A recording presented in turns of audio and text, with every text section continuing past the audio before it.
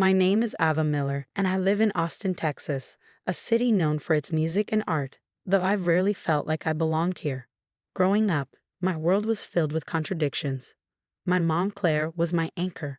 She was the kind of person who saw beauty in everything, who turned the ordinary into art. She encouraged me to draw, to paint, to dream. But when I was 15, she died in a car accident, and everything beautiful in my life seemed to vanish with her. My dad, Daniel, remarried less than a year later. Evelyn was polished and charming, the kind of woman who knew how to turn heads and win hearts. At first, I wanted to believe her kindness was real, but it didn't take long for the cracks to show. She didn't like my sketches cluttering the dining table or my paint-stained hands. "Ah, dear, you need to focus on real-life skills," she'd say, her smile sharper than her words. Evelyn came with a son, Owen, a walking, talking golden child. My dad doted on him like he'd been waiting for a son his whole life. They played golf together, went on fishing trips, and planned future business ventures over dinner. Meanwhile, I was left with Evelyn's endless list of chores. "You don't mind cleaning up a little, right, Ava?" Owen has more important things to focus on. By the time I turned 21, I felt like a ghost in my own home.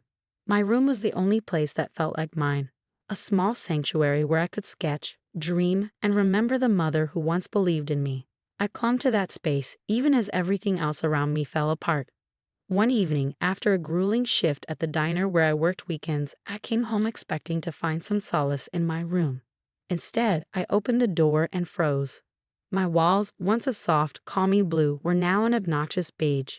My drawings, pinned carefully in a corner, were gone.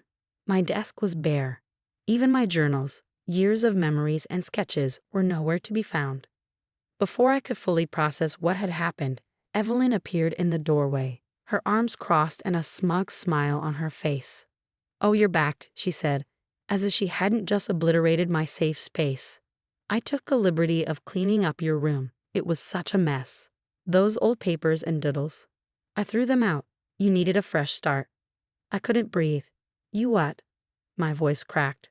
"You're always turning this room into a dustbin," she said, brushing past me. "I've done you a favor."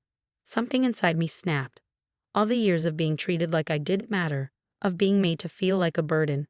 It erupted. "How dare you?" I yelled, stepping closer. "You had no right to touch my things." Evelyn's smirk didn't falter. "Don't raise your voice at me, young lady. This is my house, and I decide what's best." I didn't think. I reacted. My hand flew out before I could stop it, slapping her across the face. The sound echoed in the hallway, and I immediately felt the weight of what I'd done. Evelyn staggered back, her hand on her cheek, more shocked than hurt. "You're out of control," she hissed, her voice trembling with fury. At that moment, my dad came storming in, his face red. "What's going on here?" "She hit me," Evelyn cried, tears welling up instantly. All because I tried to help her. "She threw out my things," I shouted, my voice breaking. But Dad didn't even look at me. "Ava, how could you?" he said, his voice low and angry. "Evelyn's been nothing but good to you, and this is how you repay her? You've always been jealous, haven't you? Always hated her and Owen." "Jealous?" I repeated, stunned. "Are you kidding me? She's—" "Enough," he roared. "Apologize or so help me." Evelyn cut him off, her voice trembling. "No, Daniel. I can't stay in a house where I'm disrespected like this. Either she goes or I do. There's no room here for someone who can't respect my little prince or me." I looked at my dad, hoping for even the smallest sign of support, but he avoided my eyes. "Ava," he said, his voice hard, "you need to leave." Now, I couldn't believe what I was hearing. My own father was choosing them, again. With my heart pounding and my world crumbling, I turned and walked out the door, leaving behind a house that had never felt like home. The 3 years that followed were the hardest and most transformative of my life. At first, I crashed on a friend's couch, surviving on minimum wage jobs and sheer determination. Every dollar I earned went toward building a future I could call my own. Slowly, I clawed my way up, enrolling in art classes, freelancing as a designer, and eventually landing a stable job at a small creative agency in downtown Austin.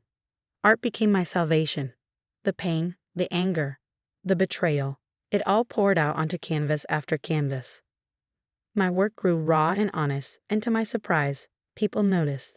I started selling pieces at local galleries, and for the first time in years, I felt like I was truly living. But even as I built this new life, the scars of my past lingered. Memories of Evelyn's sneers, Owen's smugness, and my father's betrayal haunted me. I told myself I was over it, that I didn't need them. Yet every time my phone buzzed with an unknown number, my heart raced, wondering if it was him. One evening, as I was preparing for my first solo art show, the past caught up with me. My phone rang, and I froze when I saw the name. Dad. For a moment, I debated ignoring it.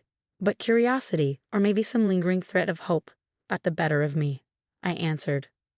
Ava, his voice came through, shaky and unfamiliar. I need your help. My stomach clenched. What do you want, Dad? It's Evelyn and Owen, he said, his words tumbling out in a rush. They left me. Took everything. The house, the money, it's all gone. I made a mistake, Ava. I see that now. I should have protected you. Please, I need you. You're all I have left. I couldn't believe what I was hearing. The man who had thrown me out, who had sided with his wife and stepson every single time, was now begging me for help. My heart raced, torn between the pain of the past and the strange satisfaction of hearing him admit his failure. But I wasn't that scared, desperate girl anymore. I'd fought too hard to reclaim my life, and I wasn't about to sacrifice it for someone who had discarded me like I was nothing. I'll think about it, I said, my voice calm and steady, though my hands were trembling.